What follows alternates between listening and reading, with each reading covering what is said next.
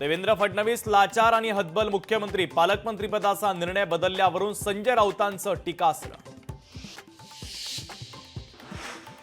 महाविकास आघाडीच्या संध्याकाळी महत्त्वाची बैठकीला तिन्ही पक्षाचे नेते राहणार उपस्थित। स्थानिक स्वराज्य संस्थेच्या निवडणुकांवर बैठकीत होणार चर्चा।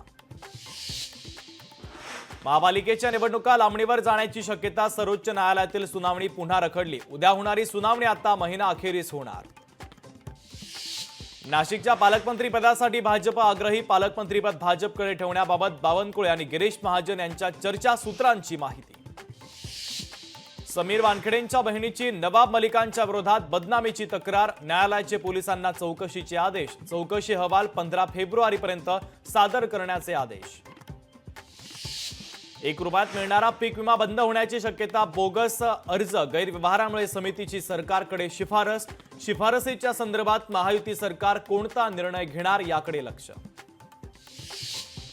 सैफ अली खानवर चाकू हल्ल्याचा पोलिसांकडून सीन रिक्रिएशन, आरोपीला सैफच्या घरी नेत पोलिसांनी घेतली माहिती। ट्रम्प सरकारचा पहिल्याच दिवशी मोठा निर्णय, प्रदेशातील व्यक्ती अमेरिकेत जन्मल्यास मिळणार अमेरिकेचं नागरिकत्व आता इथून पुढे मिळणार नाही।